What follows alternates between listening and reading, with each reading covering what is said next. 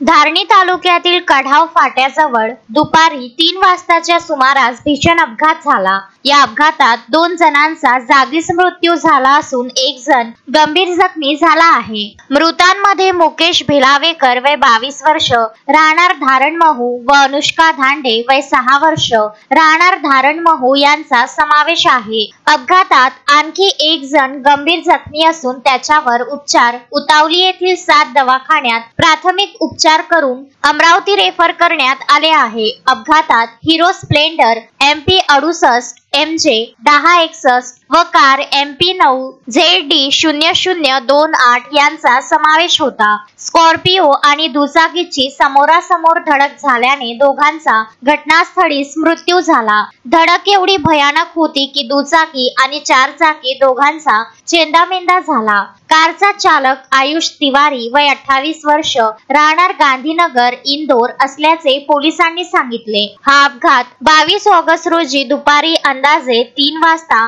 कढाव फाट्याजवळ झाला। घटनेची माहिती मिळताच पोलीस निरीक्षक अवतारसिंग चव्हाण यांच्या मार्गदर्शनाखाली धारणी पोलिसांनी घटनास्थळी धाव घेतली। अपघाताचा पुढील तपास पोलीस जमादार माधव जांभू यांच्या मार्गदर्शनाखाली सुरू आहे। तस्मीन शेख, सुलेमान मेमन, शकील अहमद सह जुगल किशोर जयस्वाल, विदर्भ न्यूज, धारणी।